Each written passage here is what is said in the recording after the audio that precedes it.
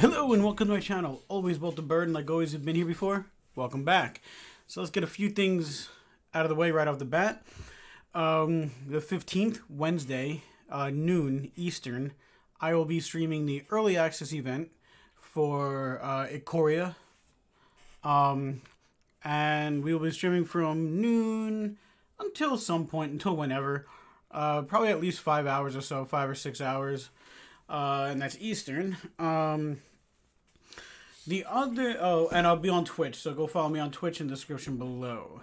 The other thing I wanted to just get out of the way right now is something about this set, and a little bit about this set. I had posted one other spoiler video, and for the most part, it was civil, and it was fine. But I've been seeing a lot of it going around where this set is super derisive? One of those words, where half the people love it, half the people hate it. And personally, I'm really interested in this set. I'm not sure if I love it or I hate it yet. I love the idea of the set. I like big creatures. I like Mutate. I like Companion. I don't know about, but I like new mechanics. So I really do want to hear your thoughts on this set, but keep it civil in the comments because I've seen some like really horrible comments. Like, I don't care if you bash the set, but don't bash somebody else for liking or hating it. Everyone's allowed their opinion, and just if you have to bash something, bash the set. Don't mouth off and be mean to somebody else, because quite frankly, you just look petty and stupid if you do that. So I did have to remove a couple of comments from my other video because of stuff like that. But seriously, I do want to hear your thoughts. I do want to hear everything about that. And then the one last thing I will say about this set is, and again, this is my opinion, and I'm not trying to trample on your opinion, but everybody's like, oh, they jumped the shark, it's Godzilla, it's monsters, it's stupid, it's this, and that's fine. You're totally allowed your opinion. But the way I've always looked at a set is the theme didn't necessarily matter as much, like the art, or if it was trying to be something that it wasn't, like the fairy tales from Throne of Eldraine. For me, I'm more worried about the set, the mechanics, the new stuff. Are there good creatures? Are there good spells? So if this wasn't a Godzilla set, I'd probably still like it as much as it is. And Godzilla is not making me hate or like it anymore.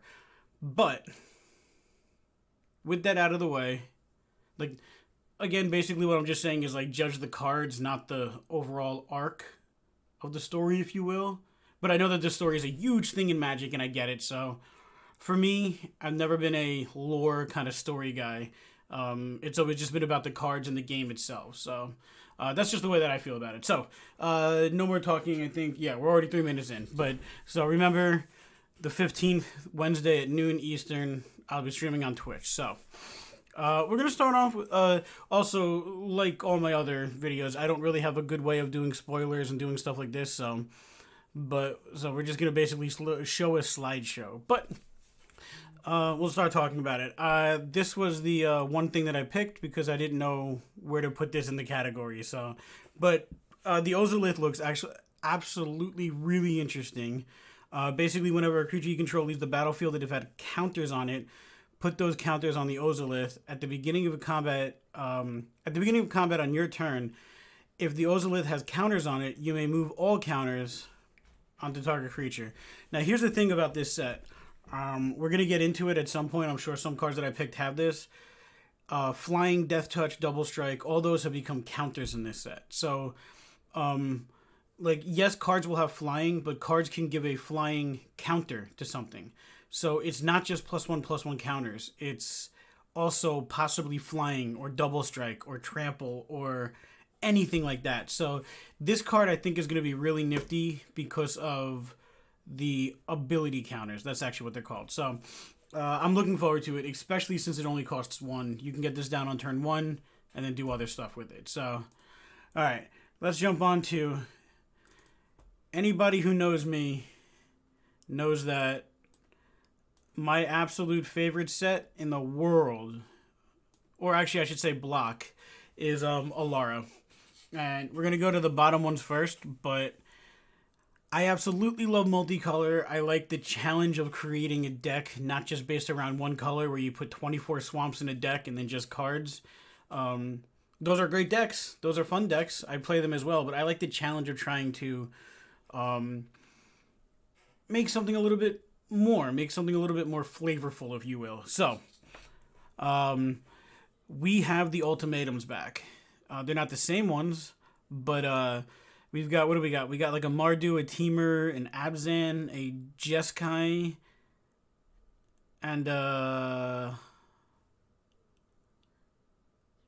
no, I forgot what the last one is. Okay, but I'm sure somebody will tell me in the in the comments. So, but we have those ultimatums like the Ruinous one: destroy all non-land permanents that your opponents control. Genesis: look at the top 5 cards of your library, put any number of permanent cards from among them onto the battlefield. The rest into your hand, so you don't even lose it. Then you have to exile that one, but return any number of permanent cards with different names from your graveyard to the battlefield.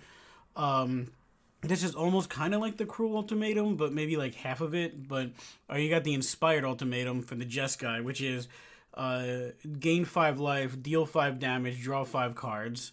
I think that's going to see a lot of play, especially with Fire still being standard. So I think that's going into every single Jeskai Fires deck right there. And then for the Emergent, we can search your library for up to 3 mono-colored cards with different names, exile them, and opponent chooses one. We shuffle that one into our library, and then we put the other 2. We can play the other 2 without paying their mana cost. So I think Emergent is the meh. Oh, Sultai. Got it, Sultai. I think Emergent's probably the worst-ish one. I think Inspired's the best. I think Eerie is pretty dang good if you're playing some type of recursion type thing. They're all good. Even Emergent being the worst is still good. It's just not, it's like the worst of the best type thing. So, and then one of the new things that I'm going to be making a Jeskai Sultai, like, I'm going to be using these ultimatums. I love the ultimatums. I loved them back in the day. But yeah, so then we've got, I don't know what to call these legendary creatures, but they're basically like legendary creatures. They're mutate ones. Personally, I think mutate's going to be a really fun mechanic. It's kind of like Tron. Basically choose one creature, do a whole ton of stuff to it, and see where it goes from there. Hopefully we have something that gives it hexproof. So I guess these are like the I guess these are basically the, what do we call it? Like the poster childs for mutate. But you got your double strike. Whenever this creature mutates, it deals 4 damage to target creature or planeswalker an opponent controls, and you gain 4 life. So that Snapdax is probably going to see in Mardu, because we get to kill something and gain 4 life, and it's got double strike. Then we got a Luna, basically flying and trample. Whenever this creature mutates, exile cards from the top of your library until you exile a non-land permanent, put it onto the battlefield or in your hand. So if you happen to go until like an artifact or whatever, you can put it in your hand, you can put it in your on the battlefield instead. And I think that's really, really good. And it's also flying and trample. Death Touch Lifelink, we got Nithoro. I don't know how to say that. Whenever this creature mutates, return any number of target creature cards with total power 10 or less from your graveyard to the battlefield. That's going to probably see a lot of play in the recursion decks. So then we got the Vadrak? Probably Vadrik. Whenever this creature mutates, you may cast target non-creature card with converted mana cost 3 or less from the graveyard without paying its mana cost. And what's nice is it doesn't say you have to exile it like some other cards do. So we get to just keep casting that lightning strike or whatever over and over and over. Then we've got Trample. You may cast from your graveyard using its mutate ability. So essentially it dies, and then my understanding of this card is you're not going to be able to mutate from the graveyard, but for 2, a black-blue, or and green-green, you'll be able to basically bring it back to the battlefield as a creature. So it's got basically built-in recursion, which is pretty nifty. If I hit this, uh-oh. Okay, yes, it does. So this is the mechanic that I'm not 100% sure about. I'm just not.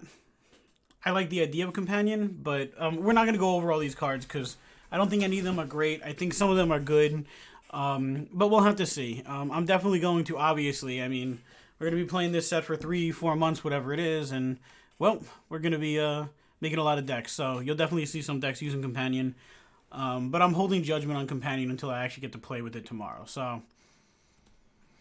Now we have these things, and they're not all lords, but they're kind of like... These are the, in the story, these are like the head humans of each biome, if you will, each area type thing, but they all actually look really good, and their mana costs seem to be really appropriate, so nothing seems to be really expensive, but, so you get your General Kudro. Other humans you control get +1/+1. Whenever it or another human enters the battlefield under your control, exile target card from an opponent's graveyard. We can sack 2 humans, destroy target creature with power 4 or greater. So, throw this in a human token deck. All of a sudden, they're good. Like, then we've got the Everwise. It gets +1/+0 for each instant or sorcery card in your graveyard. Whenever you discard one or more cards for the first time, draw that many cards. So, if you're using cycling in the deck, it works. We can draw some cards. If somebody plays like a Thought Erasure on you, stuff like that, you get to draw the cards. Kanan is the one that I really like. I like going nuts with mana and then doing like insane things. So basically, whenever you tap a non-land permanent for mana, add 1 mana of any type that permanent produced. And then for 7, we can look at the top 5 cards of our library. We may put a non-human creature card from among them onto the battlefield, the rest on the bottom. I don't know if you were there, but I think it was a live stream where we were tapping an Incubation Druid for 27 green mana. So that was a fun deck. I like doing really bonkers stuff with the mana and then just casting an X-Spell or casting even something like a Biogenic Ooze and then just making 10 oozes. Yeah, we were tapping for way too much mana. We were doing a challenge that day. I think we had to... I forget what it was, but...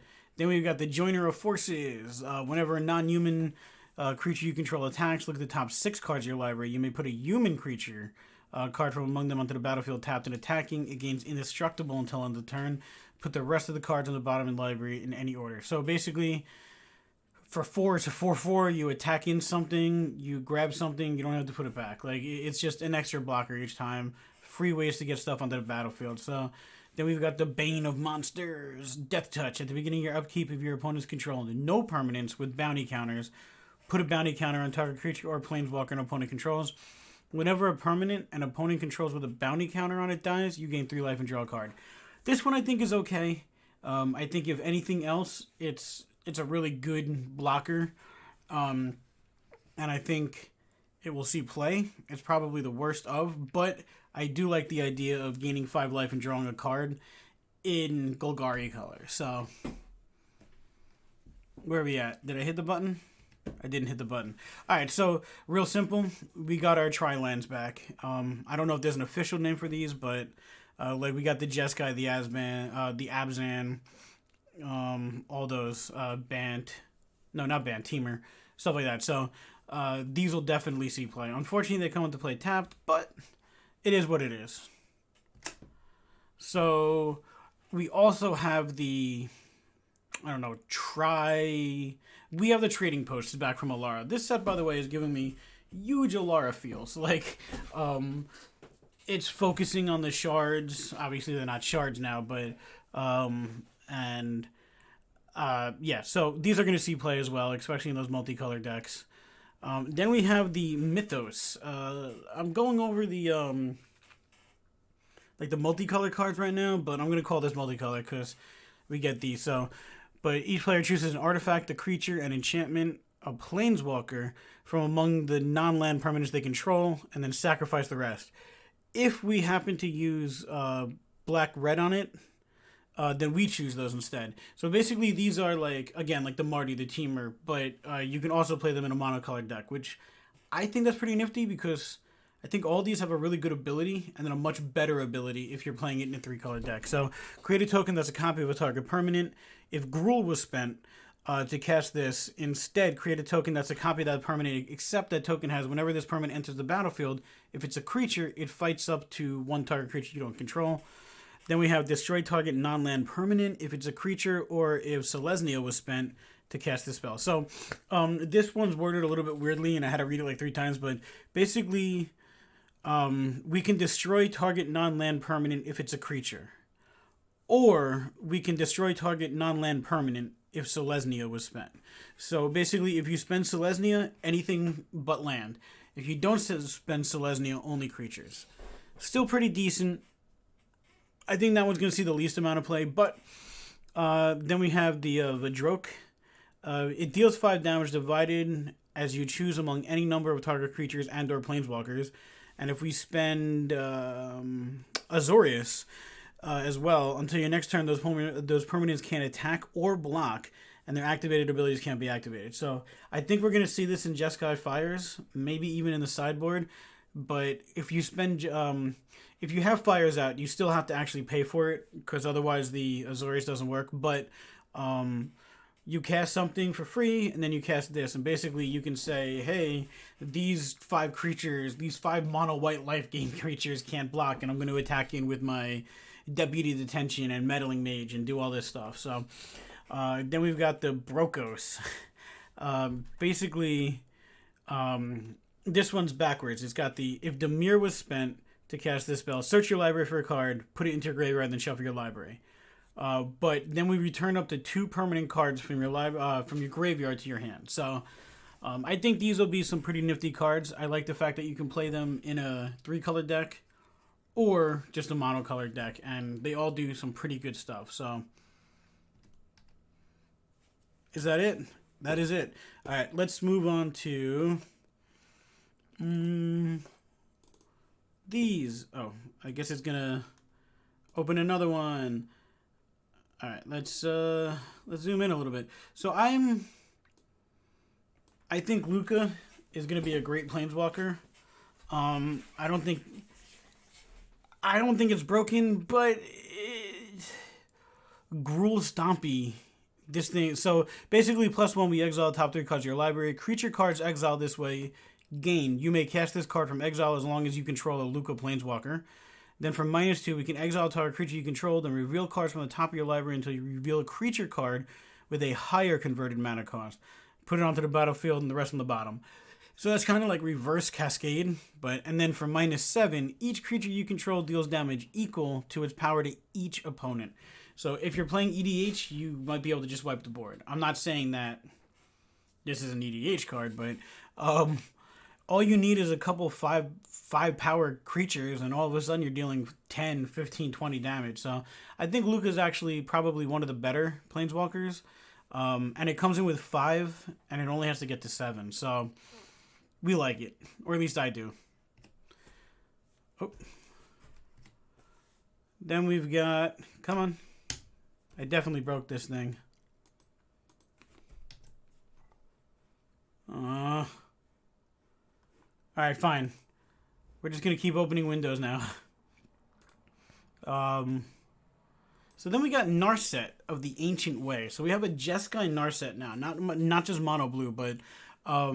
so the +1 is we gain 2 life, and then we add basically Jeskai. Spend this mana to only cast a non-creature spell. So I think we're going to see this in Jeskai Fires. I think this is a decent card. And then for -2, we can draw a card. You may discard a card. When you discard a non-land card this way, she deals damage equal to the converted mana cost to target creature or planeswalker. So a little bit more removal in that kind of deck. And then for the -6, we get an emblem with whenever you cast a non-creature spell, this emblem deals 2 damage to any target.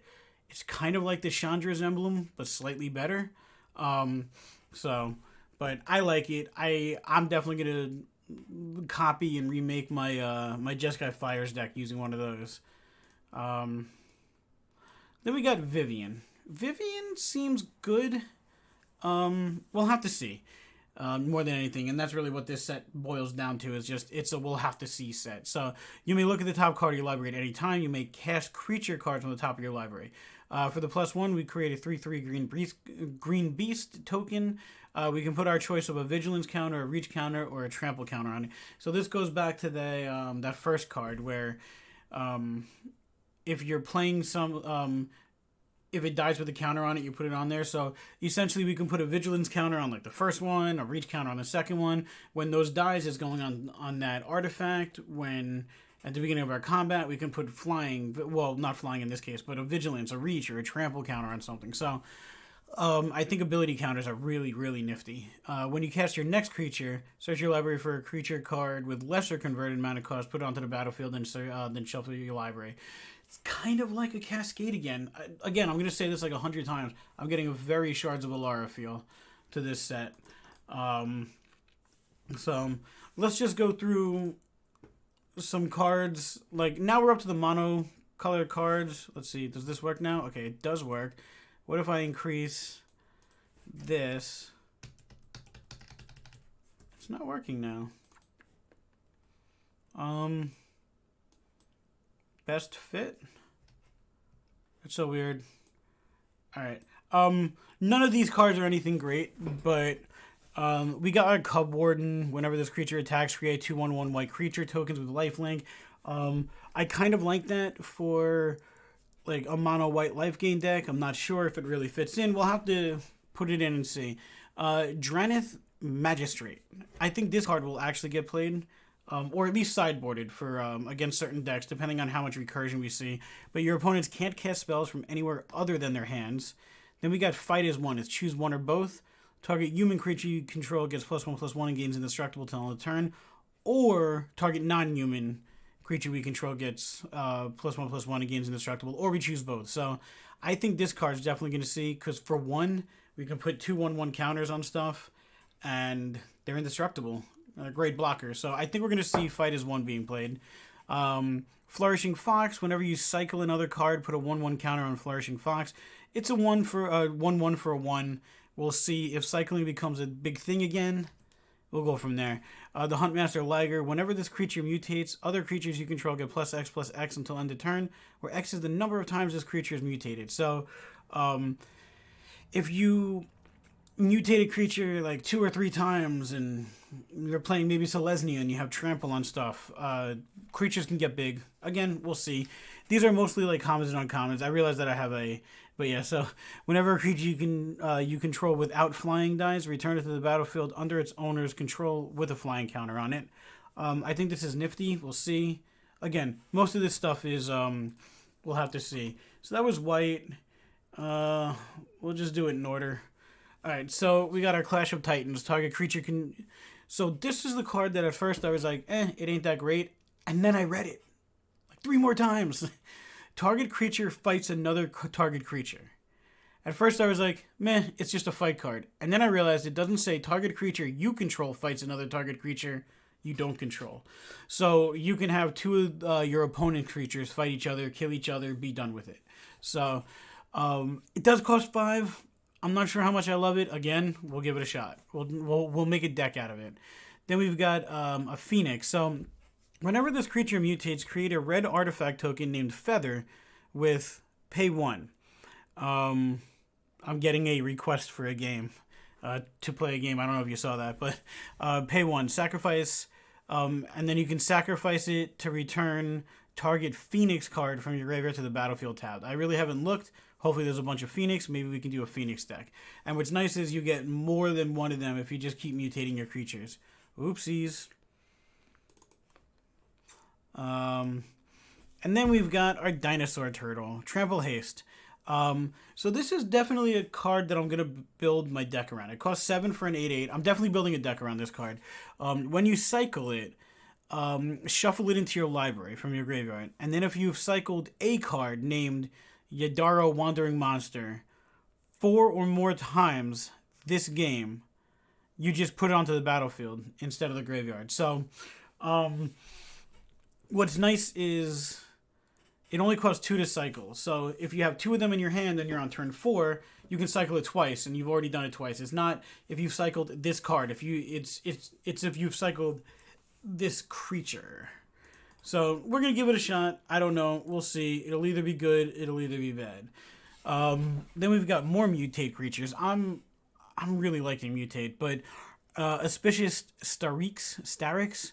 When this creature mutates, exile cards from the top of your library until you exile X permanent cards, where X is the number of times this creature has mutated. Put those onto the battlefield. So the first time we get to exile X permanent cards, exile cards from the top of your library where you exile X. So basically the first time we get 1, the second time we get 2, so on and so forth. Again, Cascade, Alara. Colossification. This, to me, seems like a great card.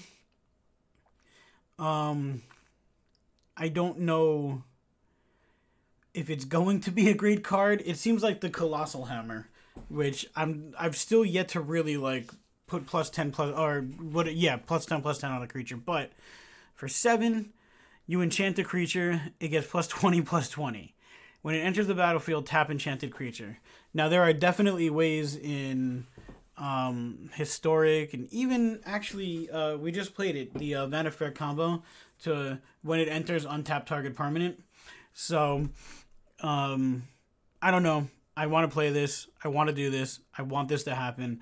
Also, in a weird thing, if they have a decent blocker, like if they have like a 5/5 blocker and they're at 1 health and you have a 1/1 weenie, you can just attach it to their creature, tap the creature, and then attack in for that 1 and win. So there might be something to say about like a little bit of a combat trick there, but it really is like the last turn that you would use that on. Then we've got a Mutate. Reach Trample. Whenever this creature mutates, destroy target artifact or enchantment an opponent controls. That might be good. There's still a ton of artifacts and enchantments running around. So, alright, we're done with green. We're just going to barrel through. We got blue and black, and there really aren't many like mono-colored cards that I pulled out, because again, Alara. Whenever this creature mutates, tap up to X target creatures, where X is the number of creatures, where X is the number of times this creature is mutated. Those creatures don't untap until the controller's next step. So, again, just keep mutating this thing, tapping stuff. If you can mutate this a creature with this on there, or even this creature, like once a turn, you're basically keeping their board tapped forever. I'm wondering if there might be a combo in here. Probably not. This is very expensive, so it's not like it's going to be like a turn 2, ha ha ha. But, so then we have the Boon of the Wishgiver. Draw 4 cards, or we can cycle this. I like it. It costs 6. It's cycling. There's a lot of cycling stuff with this. We'll see. And then we have a Shark. It's got Flash. Whenever it enters the battlefield, counter target artifact or creature spell. It's kind of like an easier-ish to cast the Mystic Elf thing, that when it comes in, you counter target spell. There are a couple of restrictions on this, but we only need double blue. We can play it in a monocolored deck. So, we'll see. And then we go to black. Alright. So we got our... It only costs 3, and this Bastion of Remembrance seems pretty nifty. I might want to try it in like a Mardu Aristocrats deck. But when it enters the battlefield, create a 1/1 white human soldier creature token. Whenever a creature you control dies, each opponent loses 1 life, and we gain 1 life. So basically, it's a Corpse Knight that's harder to remove. So I like it. I'm definitely going to make a Mardu deck based around this card. Then we have another Mutate creature. When this creature mutates, each other opponent sacrifices a creature. So it's kind of like having like an Angrath's Rampage every turn. Again, it's expensive. We'll see. I don't know. Like, I love Mutate though. Then we've got a Flash Flying Mutate. When this creature mutates, destroy target creature or planeswalker under permanent controls. So the Mutate cost is a little bit expensive. It is 6 instead of 4 to just play the creature, but that's because it's actually pretty good.